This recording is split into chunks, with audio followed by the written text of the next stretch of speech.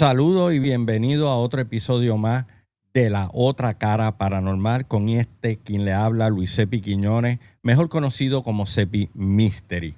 Hoy tenemos un programa extraordinario. Hoy vamos a estar charlando y dialogando con una investigadora que lleva más de 3 décadas directamente desde Argentina. Vamos a estar charlando y hablando con ella sobre su trayectoria dentro del campo OVNI o UAP. Pero antes de pasar con ella, que ya la tenemos con nosotros, quiero invitarlo a que se suscriba a nuestro canal de Cepi Mystery.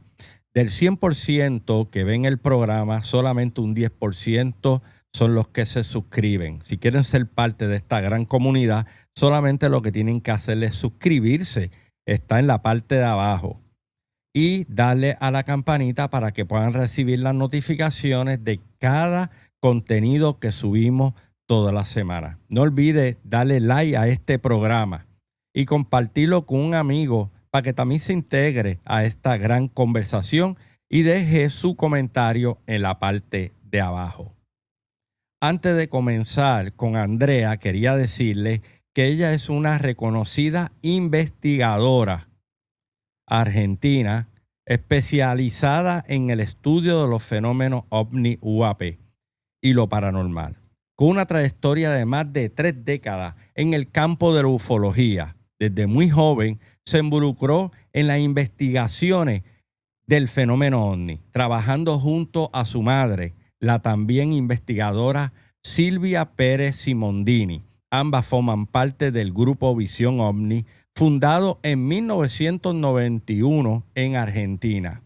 Dentro del grupo, Andrea ha tenido un rol clave en la investigación de campo, participando directamente en recolección de evidencia, análisis de casos, trabajos en zonas de avistamiento, estudios del fenómeno asociado como son las mutilaciones de ganado. Andrea es una figura importante dentro de la comunidad ufológica en América Latina. Se ha desempeñado como directora de Sephora, investigadora y divulgadora en múltiples congresos a nivel internacional. Asesora en organismos relacionados con el fenómeno aeroespacial. Además, ha impulsado iniciativas para desclasificación de archivos OVNI específicamente en Argentina, promoviendo mayor transparencia sobre estos fenómenos. Es cofundadora del Museo OVNI en Victoria, Entre Ríos, Argentina, un espacio dedicado a archivar evidencias de avistamiento, educar al público en general, difundir investigaciones sobre fenómenos inexplicados. También participa en actividades en medios como entrevistas, radio y eventos, siendo una de las voces más visibles del tema OVNI en el mundo hispano. Andrea es autora del libro Mutilaciones de ganado en la Argentina, obra de referencia en este fenómeno dentro de la ufología latinoamericana. Su enfoque combina investigaciones científicas, trabajos de campo, apertura, hipótesis no convencionales. Ya la tenemos aquí con nosotros, vamos a pasar a ella en este mismo instante.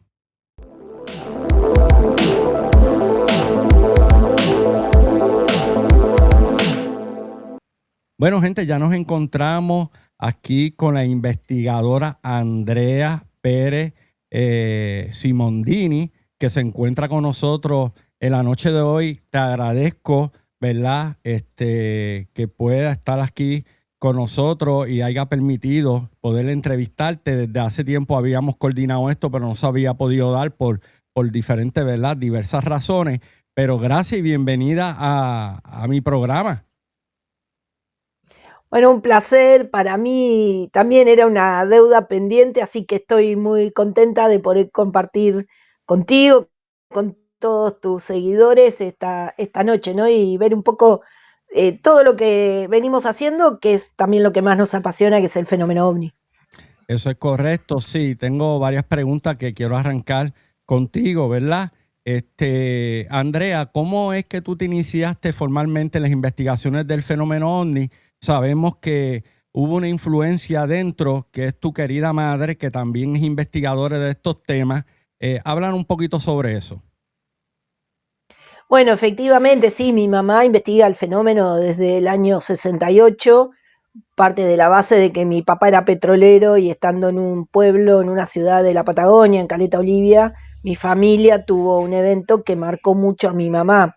Sin embargo, yo ahí tenía 2 años, así que recuerdo poco, pero en realidad a mí me atrapa la temática ya cuando tenía unos 11, 12 años, que ya vivía en la ciudad de Buenos Aires y estaba en cuarto grado, recuerdo, capaz que era un poquito más chica, y venía de un centro comercial en mi barrio y a plena luz del día, esperando que corte la luz de un semáforo, veo en el cielo un movimiento extraño que me gana la visión periférica Ujú. y veo como una especie de serpiente voladora que estaba como unida con distintas cápsulas, así como las salchichitas de copetín, y que se fue perdiendo a toda velocidad y me empezaron a tapar unos edificios, así que salí corriendo, crucé la calle, la avenida, y hasta que llegué a un lugar donde había un descampado, un claro en el cielo, ya este vuelo estaba muy alejado. Pero eso me atrapó de tal manera que prácticamente fui a mi casa y me tiré encima de la biblioteca de mi mamá, que tenía ya ese entonces mucha bibliografía, Ujú. y revisando unas revistas coleccionables españolas que se llaman Cíclope, encontré algo muy parecido que había sucedido en España y podemos decir que ahí empezó mi afición, mi entusiasmo con el tema, al punto tal que me generó muchos problemas en aquella época, siendo niña, con mi papá, que, por ejemplo, recibía el diario y se encontraba siempre con los huecos de los recortes de los artículos periodísticos. Bueno, cosas así que marcaron mucho mi infancia. Y después, cuando niña ya acompañaba a mi mamá a los lugares donde se daban conferencias o la gente mandaba casos y ellos iban a hacer intercambio. Y bueno, por eso también disfruto mucho la relación con los investigadores, no solo mi mamá, que viene de una época bastante importante y difícil de la temática, sino con muchos que nos precedieron y que me nutrieron en mi formación como investigadora. Así que tengo toda esa mezcla, todo ese conjunto de elementos que disfruto mucho hoy en día, ¿no? Qué bueno. ¿Y cómo ha evolucionado la metodología de investigación a lo largo de los años?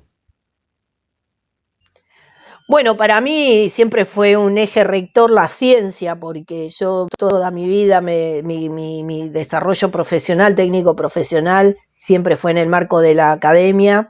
Yo soy licenciada en comercialización, especializada en tecnología aplicada a la salud, trabajo mucho con laboratorios y hago trabajos de investigación de mercado en drogas, monodrogas, en la legislación de todos estos eventos, por lo cual lo institucional y lo académico rigen mi vida. Vengo de también era ingeniero en petróleo, entonces todo lo que era tratar de fundamentar con elementos de la ciencia, a mí siempre me guió como objetivo. Y de hecho, no solo mi formación técnico profesional, sino mis desarrollos laborales, siempre tuvieron como paralelismo ver cómo podía aportar desde esos lugares a la investigación del tema OVNI. Por lo cual eso es un rector en mi desarrollo.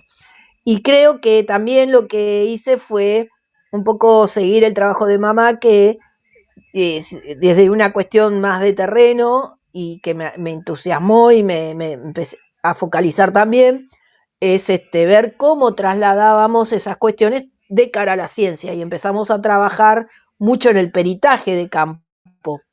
Y bueno, progresivamente el conocimiento, la experiencia te va dando muchos más elementos que a medida que vas creciendo y evolucionando en la temática, en la investigación, también te da otro tipo de diagnóstico, respuestas. Y hoy, para reducir un poco el desarrollo, te podría decir que es lo mejor que nos pudo pasar, porque si hay algo que nos da fortaleza en seguir investigando lo inusual, lo extraordinario, es que hay un montón de cosas que con este rector no pudimos explicar nunca. Entonces eso para nosotros fue una base tan sólida y tan fortalecida que nos permite seguir y seguimos avanzando al respecto. ¿Y cómo tú puedes diferenciar entre un fenómeno explicable a uno verdaderamente anómalo, en tu caso? Bueno, la primera situación es tratar de agotar todas las instancias que puedan explicar un fenómeno. Hoy nos vino muy bien cuando apareció Luis Elizondo allá en diciembre del 2017 con el famoso protocolo escala de observables. Para nosotros fue un rector también que lo que hizo fue poner en equilibrio para que podamos todos hablar el mismo idioma lo que veníamos aplicando sin tanta fortaleza institucional desde la academia. Eso fue un antes y un después, porque hoy podemos diferenciar con esa escala de observable que reúne 15 variables que no puede explicar la ciencia y la tecnología, en identificar qué es de lo que no es, por supuesto, con todo un margen de cosas que nosotros desconocemos por desarrollo tecnológico o por falta de accesibilidad a fuentes más informativas profundas, pero que nos han permitido a hoy poder hacer rápidos descartes y rápidas identificaciones. Ni hablar la incorporación de la tecnología con distintas aplicaciones que también empezamos a trabajar. Y creo que acá viene el otro secreto, un investigador de estas cuestiones extraordinarias en realidad también tiene que aprender a trabajar como la ciencia, buscando, porque muchos proclaman lo de los equipos multidisciplinarios, pero pocos lo llevan a la aplicación de la realidad. Y cuando vos incorporás especialistas en distintas áreas, vos te tenés que correr del eje del que lo sabés todo, porque en realidad lo que buscás es que la expertise del otro te nutra a vos para poder explicar o no un evento. Entonces, eso también lleva y abre otra puerta que es la revisión de pares, porque por más que tenga buenos especialistas en distintos campos y concluyas armando un documento que elabore un diagnóstico de un evento extraordinario, eso después lo tenés que poner a consideración de terceros y que coincidan en esa evaluación y diagnóstico, y por ahí opinan distinto. Entonces hoy estamos muy en ese proceso que ya es mucho más elevado y que cuando nos damos el tiempo de mirar para atrás decimos, wow, mirá de dónde venimos, dónde estamos hoy, y tiene que ver con el proceso de descarte de muchas de las cuestiones que antes para nosotros eran extraordinarias y hoy son explicaciones convencionales. Entonces nos quedamos definitivamente con un marco entre el 3 y el 5% que se aplica el protocolo de escala de observable y que no se puede explicar por la ciencia y la tecnología. ¿Y cuáles han sido los casos más significativos que has investigado en Argentina o en América Latina? Bueno, en términos de eventos aéreos, te diría sin dudarlo que el caso de conocido como Bariloche, Jorge Polanco, del 31 de julio de 1995, donde un avión de aerolíneas que estaba a punto de aterrizar en el aeropuerto de Bariloche es acompañado por un ovni, se corta la luz de la ciudad de Bariloche por 10 minutos, se restablece, pero por cuestiones de seguridad opera el aeropuerto con el equipo electrógeno, y mientras retoma la operación de descenso, acompañado por el ovni, el avión, y al punto de aterrizar, se corta el abastecimiento del equipo electrógeno y el avión tiene que hacer una maniobra evasiva. El ovni se le antepone a esa maniobra como si supiera, le pasa por abajo, asciende a 90 grados y pasa por la trompa de un vuelo sanitario de Gendarmería Nacional. Ahí después, bueno, el ovni escapa para la cordillera y se restablece el servicio del equipo y ahí aterrizan los aviones. Bueno, eso generó más de 100 testigos directos e indirectos, documentos con las testimoniales de todos los actuantes y todos los testigos, bueno, un montón de elementos que nos dieron la posibilidad de ir adentrándonos en el caso con mucha fortaleza, y además fue para nosotros muy significativo porque logramos con la ley de acceso a la información pública que ese caso se convierta en el primer caso oficial desclasificado en nuestro país. ¿Tú perteneces actualmente a Te, po una te organización? podría, te po Sí, sí, disculpa. te quería agregar esto. Te podría aportar en temas de peritaje de campo el Sí. caso que investigamos acá en Victoria, Entre Ríos, el caso de Modesto Cota Colman, que es un hombre que estuvo en cercanía del fenómeno. Él vio un ovni cuando fue a cerrar el tanque de agua. Él saca un cuchillo que acá le llaman facón de campo y el ovni le impacta un rayo que da en su cara, en su camisa. Él se esconde detrás de un árbol y ve bajar unas criaturas que llamó los cara de cabra y los pata de tero. Bueno, él después terminó quemado, con quemaduras por radiación, donde vio el ovni, apareció una marca circular de 10 metros de diámetro y desapareció todo el agua del tanque que había llenado, más de 35.000 litros. Y bueno, ese caso también dejó muchos elementos de fortaleza, no solo los testimonios, los testigos, sino los elementos físicos que se analizaron en laboratorio. Y en materiales te podría decir que nos toca muy de cerca, que estamos haciendo una investigación con Jack Vallée y Gary Nolan en los laboratorios que tiene Gary en Silicon Valley sobre metamateriales, que es producto de la explosión de un objeto en Ubatuba, Brasil, en 1957, que ya arrojó, que tiene un isótopo inusual y que ahora están pidiendo más muestras porque arrojó también una inusualidad en el isótopo de silicio. Así que también eso lo podríamos aportar como un caso emblemático. Interesante, realmente. ¿Tú perteneces actualmente a una organización llamada Sephora? Exactamente, presido Sephora, que es la Comisión de Estudio del Fenómeno OVNI en la República Argentina. Es la organización, si se quiere, oficial en nuestro país sobre la desclasificación.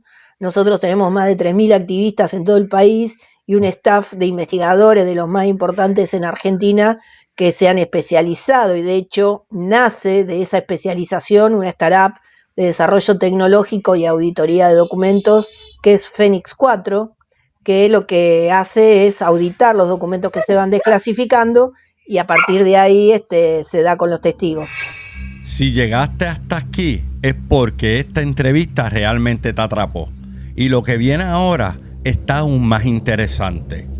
Te invito a que te suscribas, le des like a este video y lo compartas con alguien que disfrute este tipo de conversaciones reales y sin filtro. Porque aquí, más que entrevistas, descubrimos historias que vale la pena escuchar. Activa la campanita, que espera, y no te vayas, continúa viendo. En el caso de Sephora, usted, su propósito es recopilar información, documentos relacionados no solamente a su país, sino en diferentes partes del mundo, relacionado al tema Sí, OVNI. sí, en realidad nosotros nos focalizamos en Argentina. Okay. Y quizá alguno tenga relación con algún caso vinculado también con Sudamérica, sobre todo países limítrofes. Pero básicamente lo que hacemos es buscar vía la Ley de Acceso a la Información Pública, que es una ley bastante joven en nuestro país, que es la Ley 27275, que nos permite como ciudadano acceder a documentación o a investigaciones o información que genere el Estado nacional, provincial, etc. Y nosotros fuimos, si no el primero, el segundo colectivo nacional que hizo uso, ni bien se sancionó la ley, de esta metodología para acceder a documentación. Entonces, antes nos basábamos en un decreto presidencial, que era el 1072/03, que era bastante rudimentario, básicamente inaplicable a nada, no nos devolvían nada. Recién ahora las autoridades y la sociedad está entendiendo que tiene un arma y una herramienta poderosa respecto a la solicitud y a la transparencia para acceder a la información. Eso te iba a preguntar sobre la transparencia del gobierno, ¿verdad?, en relación a estos temas en tu país. ¿Qué tan fiable es? Bueno, todavía falta mucho camino por recorrer porque las autoridades se niegan a dar información cuando hoy es consagrado esto como derecho ciudadano, y obviamente hay cuestiones que tienen que ver con la seguridad nacional y que tienen que ver con la defensa nacional, y uno entiende, pero bueno, estamos hablando de cosas que son bastante más accesibles. El problema es romper con el tabú más que con la información y la transparencia. En los países de Sudamérica, en realidad tenemos mucha historia en la casuística, y de hecho mi país tuvo muchas comisiones, comités oficiales, no solo en la Fuerza Aérea, en la Gendarmería, en la Armada, en la Prefectura, en el Ejército, en el Ministerio de Ciencias y Tecnología. Pero lo que no podemos, y que estamos logrando con Sephora cada vez más, es vencer ese tabú de que el tema sea objeto de estudio y que no sea algo pasajero y que solo te den información cuando una noticia sale en un medio y tiene masividad en la exposición pública. Tiene que ver hoy con esa lucha que estamos dando cultural, que entendemos que, y así lo solicitamos, que en realidad las autoridades deben velar por dos cuestiones básicas, que es la seguridad en las operaciones de tránsito aéreo y la seguridad en la soberanía. ¿Y Es tú crees que se ha potestad de un Estado. avanzado de alguna manera? ¿Tú crees que Sí, se ha avanzado? sí, Ujú. sí, se ha avanzado porque lo vemos en los hechos. Hoy, por ejemplo, cuando asume un ministro, un nuevo gobierno, o asume un nuevo ministro, que nosotros tenemos una alta tasa de rotación de funcionarios en los ministerios, lo primero que hacen es llamarme, porque Oh. ya saben los ministerios de defensa, por toda estructura de abajo, es que si no nos llaman en términos de 1 o 2 semanas, le hacemos una campaña masiva de pedido de solicitud de acceso, con mucha promoción periodística, nacional, internacional, y bueno, nadie quiere pasar por la exposición pública y lo primero que hacen es llamarme. Y no le Eso conviene. permite, claro, eso permite mucho que le expliquemos de qué se trata esta campaña y que tomen real dimensión que hoy es una cuestión de agenda de los países más importantes, incluso del mundo, y que Argentina no debe quedar exenta a esa mirada y a esa inquietud de investigación. Y lo vamos entendiendo porque hoy ya vamos por la desclasificación número 11 oficial, que si bien no son muchos, es un número importante dada nuestra situación de coyuntura de país. Ujú. El otro tema es ese. Muchas veces los funcionarios no se involucran en temas de estas cuestiones, incluso con la misma ciencia en cualquiera de sus aristas, porque la mayoría entiende que hay otras situaciones más emergentes, como la salud pública, la educación, la seguridad, en fin, un montón de temas que los exponen innecesariamente a la, al comentario social, y la gente es la primera que dice eso, ¿no? Che, investigan estas cuestiones que ni existen, y que son ciencia ficción, y le asignan tiempo, recursos. Bueno, eso hace mucha mella. Y Y básicamente los y es recursos provienen de ustedes directamente, no de ninguna agencia en sí, particular y mucho menos del gobierno. exactamente. Todo lo que hacemos es autogestionable, es por el tiempo y recursos de los propios investigadores, Ujú. y también trabajamos mucho desde ese lugar porque nos da una herramienta poderosa que es la exigencia. Entonces, mientras podamos hacerlo, es para nosotros una situación muy estratégica que nos pone en la discusión de llano, cara a cara, sobre la temática y su trasfondo, y no hay nada que perturbe el entorno de esa discusión.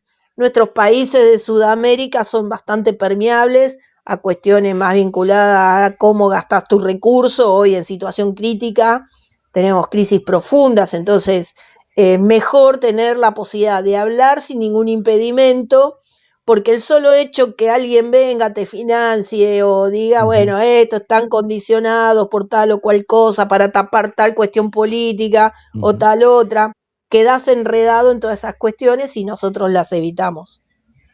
Es muy interesante. Hoy día, ¿cómo tú evalúas el cambio de postura del gobierno de Estados Unidos respecto a los UAP? Bueno, yo creo que si podemos ser objetivos en la... Por supuesto, debo necesariamente decir de que todas las cuestiones que tienen que ver desde los gobiernos por la información tienen un interés específico. Sería ingenuo no plantearlo ya desde este lugar. Dentro de ese marco que no solo impactan en los ovnis o UAP, sino en cualquier situación Ujú. de la vida cotidiana de los ciudadanos, en salud, en, no sé, en guerra, en armamento, en la ley de armas, no sé, lo que se te ocurra. Nosotros tenemos que tener la inteligencia y la habilidad de ver que objetivamente lo que salga sea lo que es, digamos. Entonces, en ese sentido, creo que ha habido un gran avance, con mucha teoría conspiranoica enredada y muchos intereses que Ujú. utilizan de un lado y del otro estos temas como para opacar o fomentar o potenciar otro tipo de cuestiones. Pero lo cierto que en la temática nos hizo muy bien y un gran favor, porque me pasa, yo siempre cuento esta anécdota. Mi vecina, que tiene acá a la vuelta un kiosco, vos sabés que nosotros acá en Victoria, que es un pueblo de 40.000 habitantes, en la provincia de Entre Ríos, es un pueblo chico, una ciudad chica, donde tenemos el Museo del OVNI y básicamente no hay persona que no conozca el museo y que no haya pasado por el museo. Sin embargo, a pesar que está a la vuelta del museo, que está al lado de la casa donde vivo, la vecina que me vende los comestibles en su almacén todos los días hace muchos años y que antes a mi mamá, recién cuando salió en el 2017 Luis Elizondo en la tapa del New York Times, a partir de toda la información que vino de Estados Unidos, ella entendió que acá nosotros teníamos algo importante que decir y que mostrar. Entonces, no solo que ahora viene la gente, sino que ya viene con una información. Ah, pero ustedes tenían razón, te dice. Entonces le digo, pero bueno, vos tuviste que esperar que te lo diga un medio o que venga una información de Estados Unidos para creer que lo que decíamos nosotros era cierto. ¿Me entendés? Bueno, Sí. eso aportó muchísimo, porque como siempre decimos, acá tenemos un dicho que Dios atiende en Buenos Aires cuando vos sos del interior. Y en este sentido se aplicaría que Dios atiende en los países centrales. Entonces, si lo dijo Estados Unidos, Rusia, China, es válido. En cambio, si lo decimos que estás en un pueblito acá, por ahí resulta menos creíble. Pero bueno, lo cierto es que fue muy contundente y eso animó no solo a que las autoridades hoy hablen, sino que pilotos, controladores aéreos, personal militar, la gente común en general, sienta más libertad para contar las experiencias y aportar información, documentos y lo que sea. Y eso ha sido una gran contribución para la temática, ¿no? Ni hablar. Definitivamente. Pienso lo mismo y creo que lo que se está haciendo sobre los congresos, que Elizondo también está envuelto en eso, las vistas que se están dando a Estados Unidos para desclasificar mucha de esta información, sabemos el compromiso, pero sabemos también el encollo que tienen ellos en cuanto a tratar de desvelar muchos de estos asuntos. Un poco cuesta arriba porque pues obviamente tienen sus tranques, pero yo te preguntaría, ¿qué dificultad tiene un investigador que trabaja de forma independiente como ustedes y muchos otros más en llevar este tipo de información al público? Porque ya no se considera como una persona, diría yo, una persona calificada, entre comillas, por la razón de que no es un político, no es un gobierno. O sea, ¿dónde queda ese espacio? Bueno, nosotros, que es muy, muy acertada tu pregunta y te digo que es muy inteligente. Nosotros entendemos que es por ahí y en ese marco trabajamos muchísimo lo institucional, que es la otra pata de Sephora. Mi rol básicamente no solo es promocionar, en constituir equipos de trabajo, sino también ser gestora en las relaciones gubernamentales, institucionales, mantener el nivel y la posibilidad de mantener un diálogo que nos entendamos con las autoridades, esto es muy importante, y muchos de nuestros actores ufológicos están muy enrolados en las cuestiones de ida y vuelta políticamente hablando. Encontramos algunas puertas que nos permitieron entrar. En mi caso, por ejemplo, es el turismo. Yo presido en mi ciudad la Asociación de Turismo de Victoria y pertenezco al ente mixto. Entonces empecé a hablar de turismo científico y ahí adentro empecé a hablar de turismo ufológico y empezamos a organizar los congresos que van por la 10ª edición, involucrándolos en lo que se conoce como el turismo MICE o MICE, que es Meeting Incentive Congress Exhibition. Entonces, ahí eso te pone en un rol más internacional. Las instituciones se interesan ya de una perspectiva diferente, pero ya empezás a hablarle y bajar contenido. Y mi condición sine qua non es que los congresos estén a la altura de cualquier congreso académico de ciencias y los organizamos a ese nivel, digamos, con un operativo y una logística tremenda y empezamos a lograr apoyos institucionales. De hecho, nuestro congreso, ya que va por la 10ª edición, viene siendo auspiciado por los organismos locales, no solo la Intendencia, el Consejo Deliberante, sino la Secretaría de Turismo, de Cultura, han firmado hasta los gobernadores la declaración de interés del evento y ahora nosotros este año tenemos el desafío de que lo haga la Cámara de Diputados de Nación, porque el próximo paso a dar para nosotros es la audiencia pública en nuestro país, que ya hicimos una a nivel provincial en la provincia de Santa Fe, que si mal no recuerdo fue la primera en el mundo, allá en el 2010,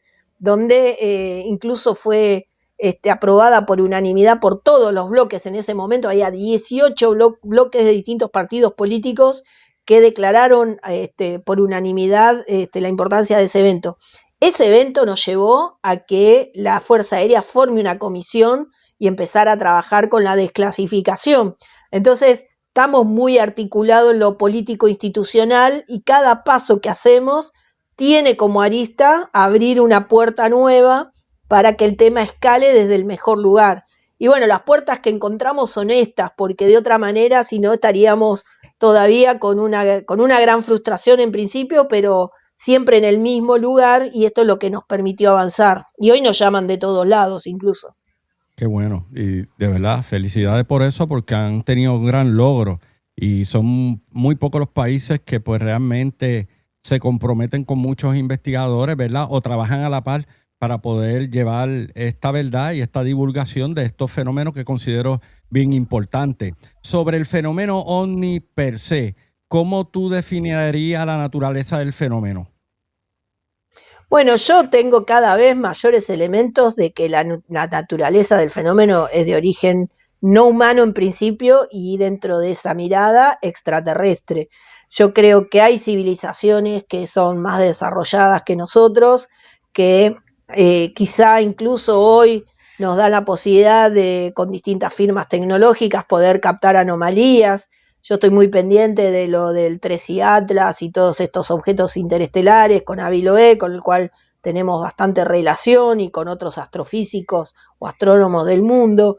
También el hecho de las zonas habitables que se van descubriendo y que han avanzado muchísimo en el caso de la identificación de firmas, con específicamente ya detección de señales de radio, conocida como las ráfagas rápidas de radio, o todo lo que tiene que ver con los peritajes que vamos haciendo en nuestro territorio, donde las anomalías son de alto nivel de extrañeza, y no ahora, digamos, que llaman la atención y se hacen con más profundidad, con casos que venimos sosteniendo de la década de los 60, los 70, los 80, que básicamente ni siquiera existía tecnología en desarrollo que pudiera explicarlas.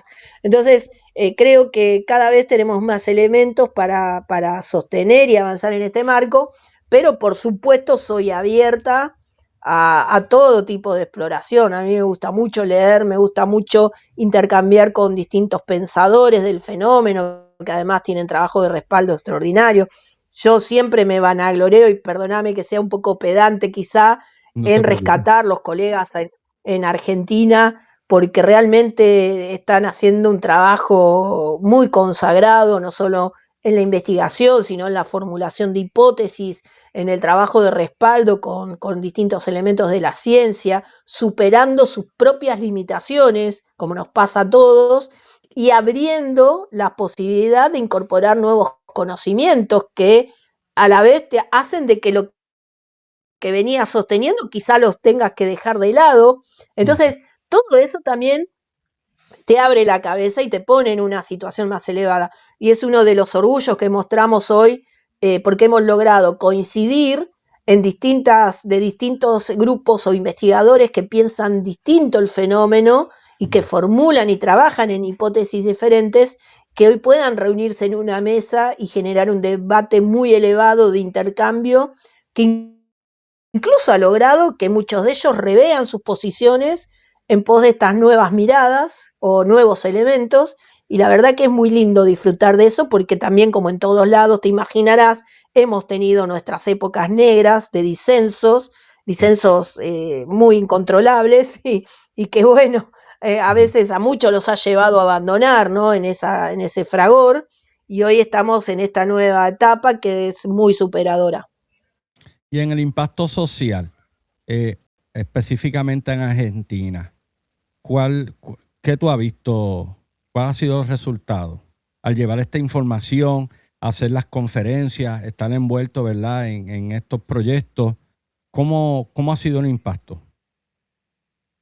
Bueno, muy satisfactorio, porque la verdad que la gente, por lo menos la que nosotros con la cual interactuamos, yo te diría sin temor a equivocarme de que somos una de las organizaciones o equipos más activos, no solo en Argentina, sino en Sudamérica, donde todo el tiempo estamos haciendo eventos, actividades, investigaciones, intercambiando, generando documentos, hipótesis, y la gente, y uno de los ejes fundamentales es la comunicación para nosotros en estos nuevos tiempos. Además, tenemos un comunicador, varios comunicadores que te podría nombrar: a Fernando Silva con la señal Ciencia y Misterio.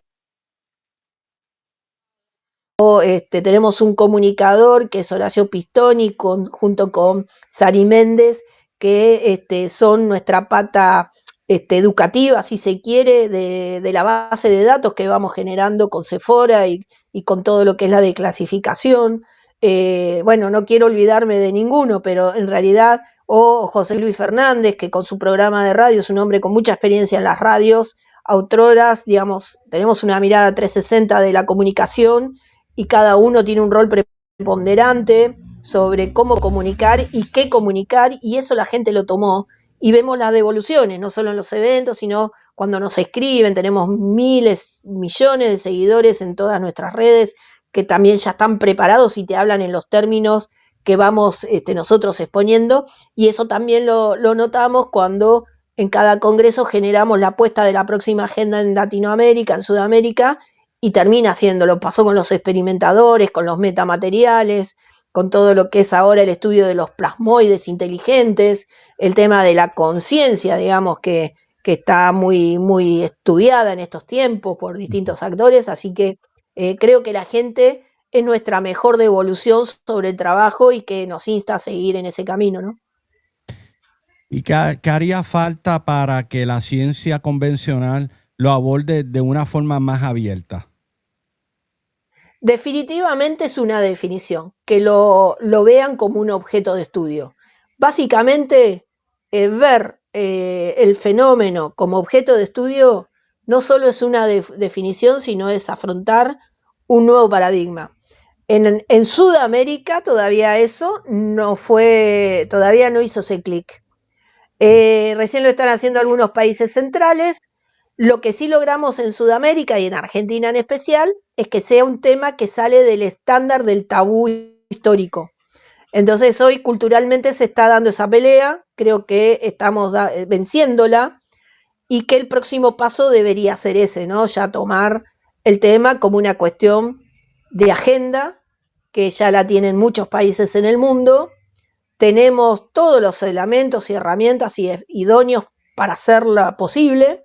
Así que ese es el próximo desafío. ¿Y qué papel juega la desinformación dentro del fenómeno OVNI?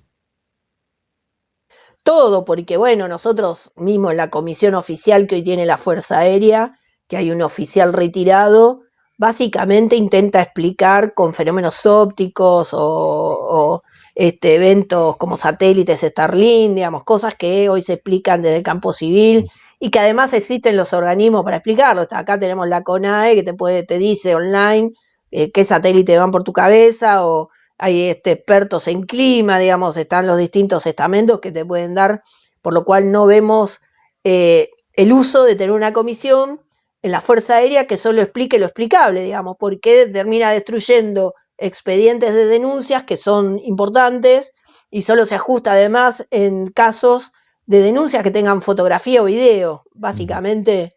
Entonces el argumento que ellos tienen es que pueden explicar el 100% de los casos. Básicamente también han mostrado falta de idoneidad y incumplimiento de los deberes de funcionarios públicos, porque han hostigado testigos y han expuesto a testigos que desde sus dichos los deforman para que puedan cumplir con situaciones explicables. Nosotros con una de las organizaciones, se llama Fénix 4, que es uno de nuestros pilares, hemos logrado que el Ministerio de Defensa reabra el caso que yo te mencionaba de Bariloche, porque esa comisión de la Fuerza Aérea había explicado que era el uso del farol de una discoteca bailable de Bariloche. Y en el programa, en el informe que presentó, había muchas cuestiones incorrectas, forzadas y que no tenían que ver con la realidad además. Por ejemplo, la ubicación del farol, la hora de manipulación del farol y hasta el testimonio del operador. Entonces, hemos logrado que el Ministerio de Defensa, ante estas observaciones, reabra el caso. Y bueno, están en un verdadero problema. Nosotros pedimos la renuncia, por ejemplo, de ese funcionario, que hasta ahora no se hizo efectiva, pero que seguimos esperando que dé un paso al costado, porque lo que queremos no es alguien que nos diga que es extraterrestre, sino que articule con la verdad. Queremos saber la verdad. ¿Y hacia dónde tú crees que va dirigido la investigación OVNI en los próximos años? Bueno, yo creo que venimos siendo testigos de una agenda programada que está preparando a la sociedad en todo su conjunto mundial. La coyuntura social de nuestro planeta lo vemos claramente hoy en día con lo que está pasando con Irán, Estados Unidos, los países de Europa. Es una situación muy difícil de resolver. Ya desde el punto de vista religioso, las luchas son por esta mirada de fondo que tiene cientos de años en enfrentamientos entre Occidente y Oriente. Entonces, digamos, es un tema difícil la agenda extraterrestre, si se quiere. Pero creo que año a año vamos avanzando muy fuertemente. Hoy ya la gente lo toma como algo habitual, no es que va como en la época de Orson Welles, la Guerra de los Mundos, la gente se suicidaba solo por una transmisión de radio, digamos. Hoy creo que la gente está preparada, tiene mucha información, va a ser un impacto sociocultural, filosófico y religioso, porque la gente está acostumbrada a mirar en su horizontalidad, no en la verticalidad. Mirar para arriba ya significa que ahí arriba hay algo que vos no conocés y que eso te siembra tantas dudas, interrogantes como situaciones de definir. Yo siempre cito a un matemático que fue una de las personas muy admiradas por mí, que era Stephen Hopkins, muy asociada a la investigación del tema OVNI. De hecho, él encabezó el proyecto de Yuri Milner de búsquedas con señales de radio, pero él decía, no busquemos tanto ahí arriba porque nos podemos encontrar con gente que venga a hacernos mucho daño, quizá. Entonces, después terminó encabezando ese programa de búsqueda de señales extraterrestres y que hoy es una alianza estratégica que tiene con el proyecto Galileo, con Avi Loeb, pero no deja de ser interesante el hecho de que se tenga esa mirada de, bueno, ¿qué hay ahí afuera? ¿Cómo serán? ¿Serán buenos? ¿Serán malos? Seguramente los más espirituales dirán, ¿creerán en un Dios? ¿Serán ellos dioses? No sé, te digo las preguntas que se me ocurren ahora, pero creo que esas preguntas todavía la sociedad mundial no está preparada para responderlas. Definitivamente.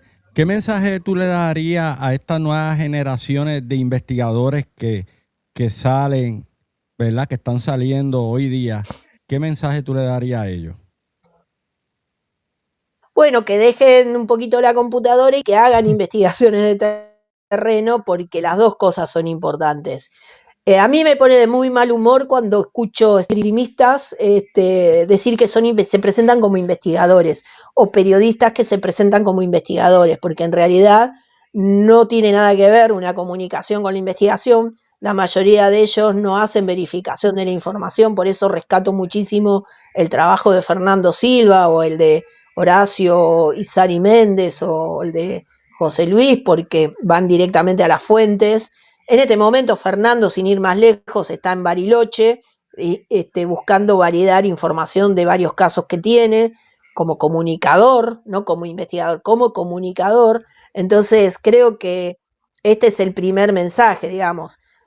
Por el otro lado, que mucha gente y muchos jóvenes, como los que se dedican al fútbol, este tema hoy es un tema de agenda internacional, con mucha exposición pública, y creen que por salir en un streaming y tener 200 millones de clics los va a convertir automáticamente en famosos en la temática. Y eso es algo que me gustaría desmistificar. Nosotros tenemos un conocimiento público, muchos de nosotros, porque tenemos por detrás muchos años de conocimiento y de experiencia, y que lo único que te da un reconocimiento es el trabajo. Exacto. Entonces también después vienen muchas frustraciones y generan después mucho daño a todo el ámbito de la investigación y la comunicación, porque el no reconocimiento en realidad tiene que ver con lo que vos aportes y no por lo que vos aparezcas. Entonces, Es un tema también que me gustaría dejarlo como un hito. Pero también ser consciente que las nuevas comunicaciones son necesarias. Nosotros en nuestros eventos, en nuestros equipos, una de las patas de la mesa es la comunicación. Pero la comunicación no es solo streaming, no son solo redes. Por eso te hablaba hoy de comunicación 360, porque el caso que te puede dar una buena generación de contenidos, capaz que no tienen internet en el lugar donde se dio y probablemente no tengas señal para comunicarte con el celular con 3G, con 4G ni con 2G. Entonces, la investigación con la verificación in situ sigue siendo lo preponderante, que pone dos cosas: el testigo y la evidencia de la experiencia. Correcto. Y ahí aparece el investigador. ¿Y tú crees que eso se ha perdido hoy día? Sí, muchísimo, muchísimo. Y de hecho, de cada 100 noticias, una por ahí aparece tapada que tiene solidez como caso mínimamente para abordarlo. Vos sabés que los equipos de investigación, los que todavía hacemos terreno, usamos dentro del protocolo lo que se llama ponderación del caso, donde evalúas toda la información recibida que involucre cosas de fortaleza, un buen testigo, evidencia física, bueno, el entorno, bueno. Eso básicamente se ha perdido porque hoy es abrumadora y las noticias que tienen cada 10 denuncias, pensá que 9 son los Starlink, y de esos 9 casos, el 60% la gente que los denuncia, por más que vos le digas que son los Starlink, jura y perjura y anuncia, y acompañado por medios de comunicación, que son fenómenos extraordinarios. Entonces, en toda esa vorágine informativa, sin verificación y sin constatación de fuentes, esos casos que nosotros buscamos, que están dentro del 3%, desaparecen, no llegan nunca. Entonces, es necesario tener siempre la red activa de investigadores que se nutran de esos casos, ¿no? Y es lamentable porque yo siempre he pensado que el Internet es una herramienta de doble filo. Te puede ayudar, pero te puede desayudar también. Y depende cómo tú lo utilices. Entonces, si no haces la combinación de tirarte al fila, hacer las investigaciones correspondientes y los análisis, y conlleva un proceso, pues solamente estás detrás de una computadora haciendo tu trabajo sin verificar los datos y la información correspondiente, pues ahí creo que es donde hay el problema, y muchas de estas personas no se mueven de una silla para corroborar esta información o indagar o poder contactar personas que sí son peritos y que tienen un conocimiento. Basado en eso, que fue lo que tú mencionaste ahorita, solamente lo que están buscando es tener muchos seguidores, muchos suscriptores, y son más streamers que cualquier otra cosa. Pero lamentablemente estamos ante esa batalla que pues hay que enfrentarla y hay que denunciarla también, porque es importante el trabajo que tú estás haciendo y muchos otros colegas, donde realmente llevan años, décadas, llevando una investigación seria, objetiva sobre estos fenómenos, y pues que lamentablemente a veces no se valoran como se debería de valorar en última instancia. Es así, yo con esto no quiero decir que estoy en contra de los streaming y los comunicadores en todo sentido, al contrario, los apoyo y mucho. Sí creo que hay que saber hacer la diferencia entre alguien que toma información de diferentes fuentes y hace una edición que es pasatiempista, está bien, perfecto, digamos. Pero claro, pero de todas maneras también tiene que ver con el uso que le da la gente a las redes sociales. Con mi mamá siempre decimos que a veces te da bronca. Vos te esmerás por comunicar un caso investigado y qué sé yo, nosotros mismos hacemos pruebas. Le digo, mira, vas a ver, voy a publicar esto y vas a ver que va a tener cientos de miles de clips y seguidores. Y es así. Entonces, digamos, uno reniega, pero tiene que tener la inteligencia estratégica en la comunicación de ver cómo transfiere interés en cuestiones que son de contenido. Entonces, es una lucha todos los días. Y bueno, y en eso, por eso tenemos y nos rodeamos de gente con mucha experiencia y conocimiento, y sobre todo con esta línea y esta mirada. Y resultan productos exitosos. Los que te menciono, Fernando a la cabeza, es uno de los streamings, si no quizá el más escuchado hoy de Latinoamérica en términos de investigación, y él ha logrado trascender con contenidos muy objetivos y no le tiembla el pulso decir esto es fraude, estos son los Starlink y poner, digamos, enjugársela, no forzar teorías conspiranoicas para que la gente se sienta contenida en su pensamiento. Entonces tenemos hoy fuerte referencia de que es posible hacerlo. Nosotros mismos como comunicadores tenemos que formarnos. Un buen investigador de repente no es un buen comunicador, quizás no tiene por qué serlo. No. Pero entonces también ahí, si vos querés trascender, como a muchos les pasa, que no solo se quedan en esta cosa vocacional de la investigación, sino también quieren trascender en los medios, bueno, tenés que saber cómo hacerlo. No alcanza con ser un experimentado investigador, tenés que saber hablar, tenés que saber dominar los usos y técnicas que es de aprendizaje todos los días, porque los medios van cambiando con la tecnología. Fíjate que ya prácticamente la televisión abierta ni existe, desaparecen las cadenas que eran top como History, Discovery, y estamos hablando de otras cosas hoy en comunicación. Entonces hay que saber adaptarse también. El internet va a ser el futuro prácticamente. Y ya lo es. Sí. Imagínate que la gente, tu mamá, mi mamá, todos hablan con una inteligencia artificial como si hablaran con una persona. Sí. Los jubilados encontraron que tienen compañía con la inteligencia artificial que antes no tenían con su propia familia. Entonces estamos hablando de otro planeta, otro mundo, otra forma de vida. Andrea, base tu experiencia y conocimiento, ¿tú crees que la humanidad ya ha tenido contacto con seres alienígenas? Yo estoy convencida de eso, pero convencida, no tengo forma de demostrarlo, pero estoy convencida de eso. Es una de las cuestiones que me parece que ya hace rato sucedieron.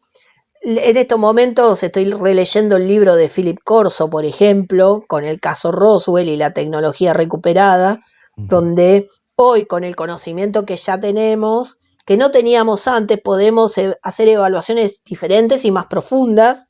Entonces me parece que tendríamos que releer mucho de los que en mi visión tuvieron cercanía con conocimientos más reales. Entonces creo que nos vamos a encontrar con muchas sorpresas hoy en día en esa relectura. Definitivamente. Me gustaría que me hablara que, de hecho, en la presentación que yo hice, yo lo mencioné sobre el Museo OVNI. ¿Cómo es que se llega a eso? ¿De dónde sale o surge la idea? ¿Y cuál es el propósito de esto? Si llegaste hasta aquí es porque esta entrevista realmente te atrapó. Y lo que viene ahora está aún más interesante. Te invito a que te suscribas, le des like a este video y lo comparta con alguien que disfrute este tipo de conversaciones reales y sin filtro. Porque aquí, más que entrevistas, descubrimos historias que vale la pena escuchar. Activa la campanita, que espera, y no te vayas, continúa viendo. Bueno, el museo en realidad surge de varios factores, pero de casualidad. Yo vivía en Buenos Aires, mi mamá ya radicada acá en Victoria, yo trabajaba, estudiaba todo en Buenos Aires y venía cada 15 días el fin de semana. Entonces era cuestión de horas que tenía que estar con mi mamá y era bastante difícil pasar tiempo juntas porque era un tocar de timbres de gente que venía por el conocimiento que tenía de lo que hacía mamá, que le quería que le cuente las historias de acá, dónde eran los lugares, y mi mamá siempre dispuesta, agarraba su auto y a muchos lo llevaban o la acompañaba o iba. Entonces era muy difícil, pasaba el fin de semana y yo me volvía y básicamente no teníamos. Entonces se me ocurrió la idea de decirle, mami, ¿por qué no pones un horario de atención? Ella tenía un escritorio que hoy es parte del museo, donde tenía su biblioteca, su material. Entonces pusimos, ponele, de 15 a 17 para hablar con Silvia, qué sé yo. Bueno, con tanta suerte que el primer visitante fue un periodista muy reconocido, que tenía acá en la televisión pública, en Canal 7, ATC en esa época, un programa de turismo y andaba haciendo contenidos acá en la ciudad para su programa. Y como Martín Jauregui se llamaba. Él falleció lamentablemente hace varios años, pero vino cuando se enteró que estaba mi mamá, que investigaba los ovnis, vino enseguida y vio el cartelito. Entonces fue el primer visitante que, abierta la puerta, entró.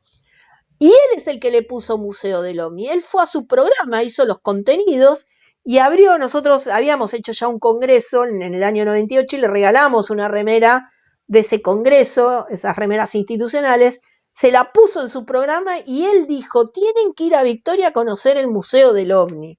Con Silvia, trabajo de Silvia, Andrea y qué sé yo.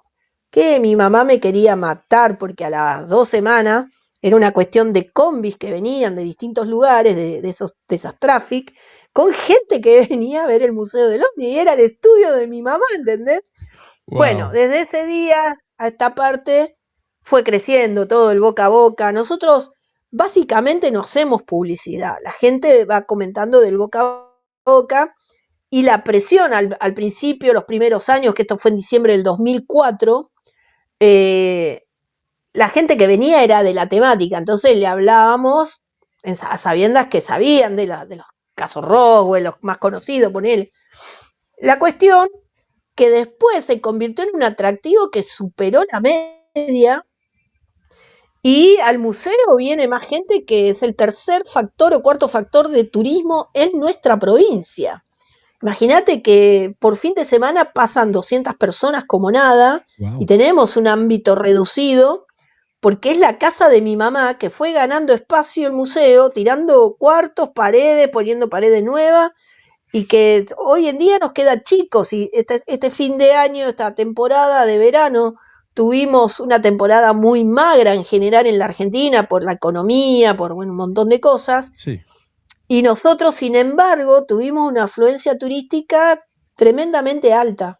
Entonces nos queda chico el lugar y todos los años vamos renovando, ampliando espacio donde podemos. Y nada, y hoy vemos de dónde venimos y dónde lo que se ha consolidado, que no lo podemos creer porque viene gente del exterior para conocer el museo, ¿me entendés? Es uno de todos los museos que hay en el mundo, además este es el único que tiene piezas caídas del espacio. Tenemos chatarra espacial como piezas exóticas de eventos extraordinarios. Caída Entonces, ahí mismo en Argentina, en tu territorio. en distintos lugares, por ejemplo, En tenemos diferentes. restos de la estación espacial rusa Soyuz 7 que cayó acá en Santa Fe. Okay. Nosotros hacemos recupero de piezas, tenemos varios restos espaciales, meteoritos, pero también tenemos piezas exóticas, una acá local, de Rincón del Dol, una chapa que al día de hoy esa aleación no existe en los códigos comerciales industriales como aleación. Tenemos la pieza de Ubatuba que ya te mencioné. Tenemos una pieza de un caso muy emblemático de Sudamérica, de Tacuarembó, en Uruguay, y vio una pieza que donó Fabio Serpa, antes de fallecer, que era muy amigo nuestro, de su primer caso de un evento extraordinario que sufrió accidente en 1965. Y cada vez tenemos más acceso a piezas que la gente nos confía. Entonces, la gente que viene acá, incluso hay gente que recorre todos los museos que hay en el mundo, que por ello sabemos que son 24, 25 hoy, y que nos van diciendo, ellos quedan en contacto después.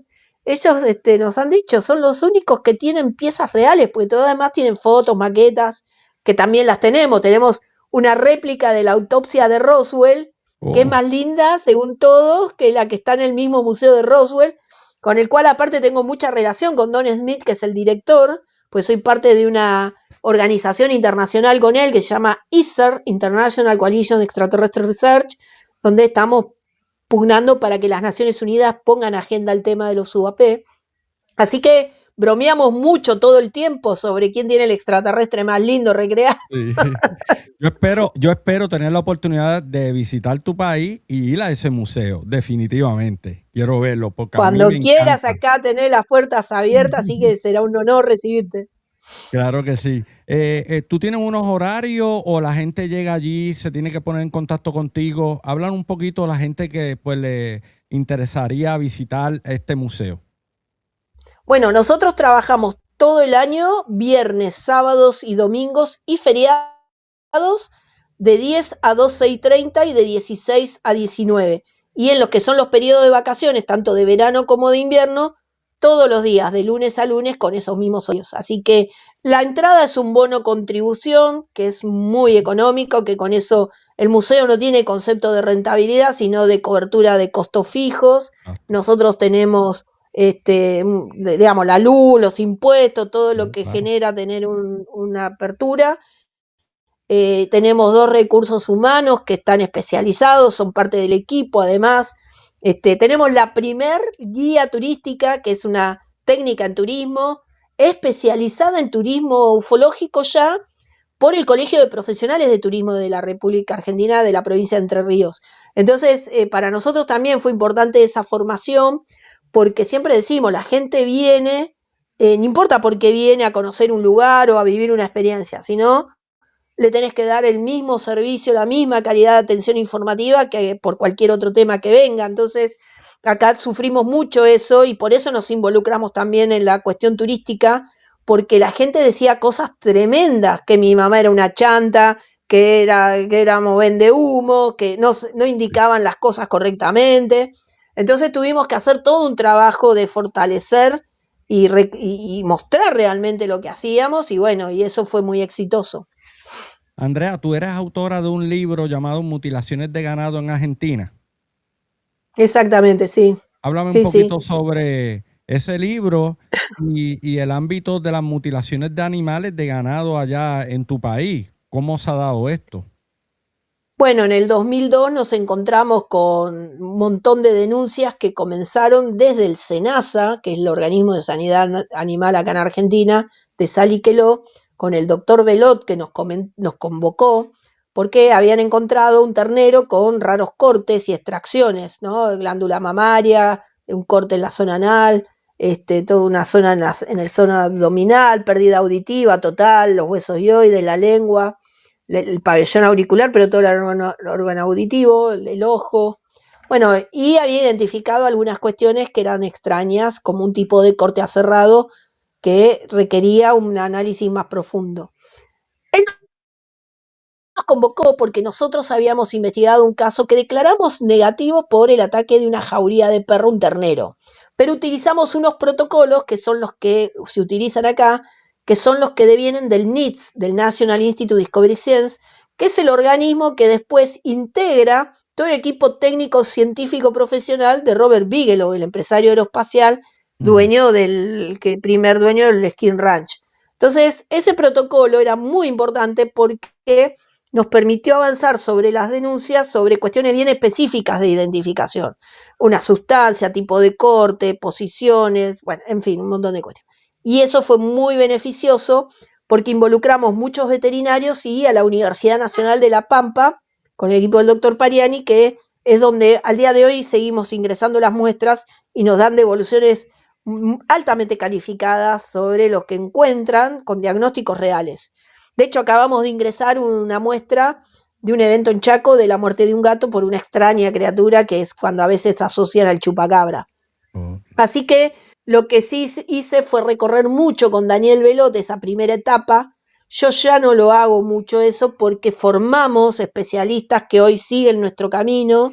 Yo ya estoy más vinculada a las cuestiones institucionales, pero sí hemos formado, y puedo nombrar una emergente fundamental que es María Cecilia Di Sumo, que el día de mañana con mucho gusto te la podría acercar para que te dé, porque ha avanzado a niveles increíbles sobre el ADN, la sangre, todo lo que se va encontrando. Y realmente estamos muy orgullosos porque la idea también es fomentar una escuela de proyección.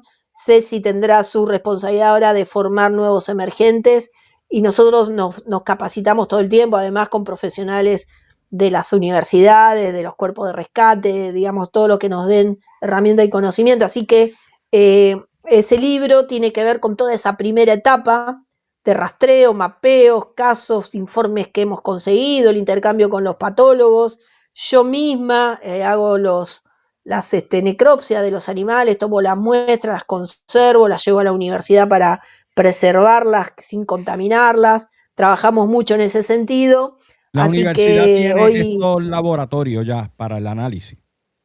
claro, es la Universidad Nacional de La Pampa, la Facultad de Veterinaria de General Pico, que ellos trabajan todo lo que tiene que ver con sanidad animal y han encontrado muchas cuestiones, desde nuevas técnicas quirúrgicas, deshidratación de tejido, asociado quizá a un instrumental asociado a la radiofrecuencia, una sustancia que es el oxindol, de la misma manera que se encontró en Estados Unidos, nosotros la hemos encontrado. Entonces, digamos, trabajamos muy fuertemente sobre eso con un protocolo que se llama 24 horas, que necesariamente tenés que conocer vivo el animal y encontrarlo muerto con estas incisiones en ese lapso de tiempo, porque si no el laboratorio no podría darnos ningún resultado. Así que estamos muy afilados con eso.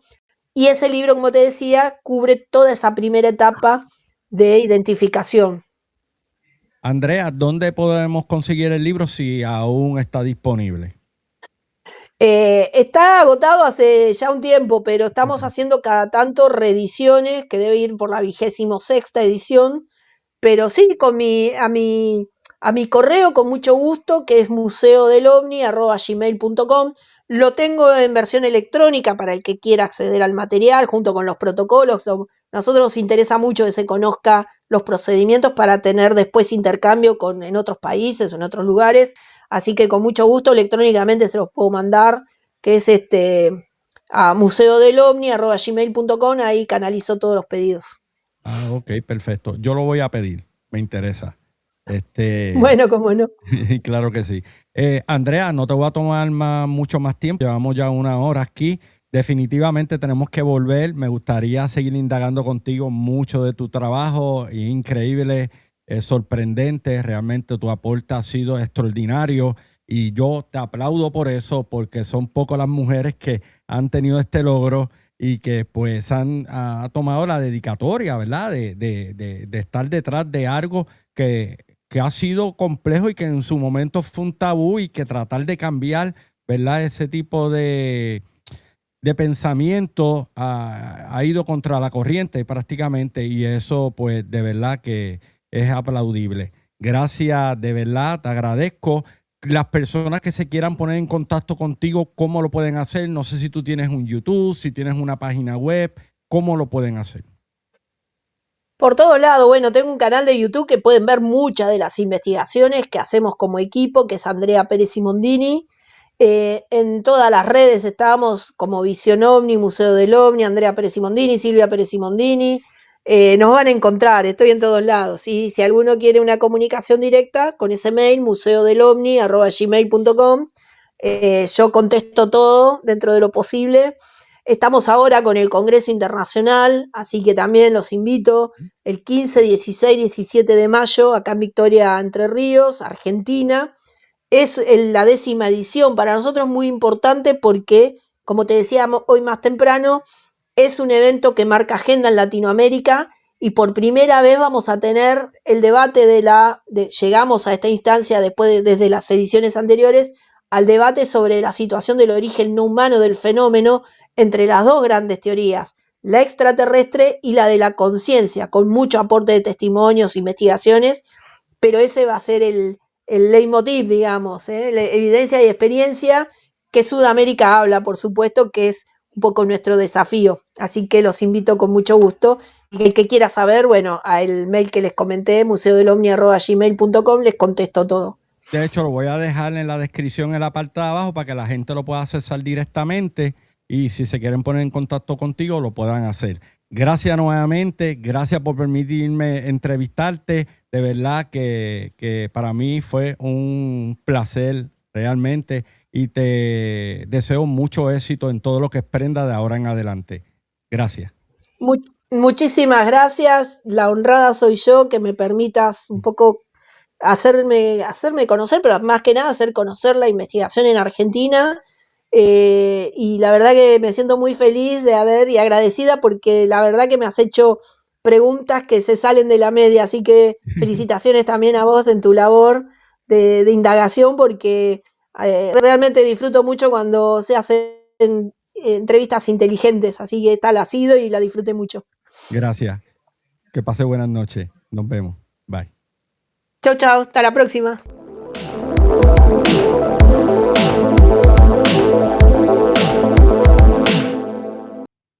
Bueno, mi gente, ya finalizamos el programa. Agradezco a todas las personas que se tomaron de su tiempo para ver y escuchar lo que tuvo que decir Andrea. Espero que le haya gustado y que deje su comentario y deje caer ese like. Con eso nos apoya muchísimo. para seguir trabajando este tipo de contenido de entrevistas a investigadores a nivel internacional. Vienen muchas cosas muy buenas por ahí. Estén bien pendientes porque vamos a estar trabajando en otras entrevistas de personalidades e investigadores que son reconocidos dentro del ambiente tanto del fenómeno paranormal como también de los temas OVNI. Nada, quería finalizar con Andrea Pérez Simondini, que sostiene que el fenómeno OVNI debe estudiarse con seriedad, evidencia y método, pero sin descartar la posibilidad de aún no comprendida por la ciencia. También, según ella, ha defendido la idea de que estos fenómenos forman parte de una realidad más compleja que ya está siendo considerada por los gobiernos y organismos oficiales. Andrea Pérez Simondini no solo investiga el fenómeno OVNI, lo vive, lo documenta y lo enfrenta desde hace décadas. Su trabajo la convierte en una de las voces más respetadas del misterio en América Latina. Finalizo con esto. Gracias a todos por estar aquí. Los espero en el próximo episodio o cualquier otro contenido que se suba a través de nuestro canal de Cepi Mystery. Le habló Luis Cepi Quiñones. Hasta luego. Bye.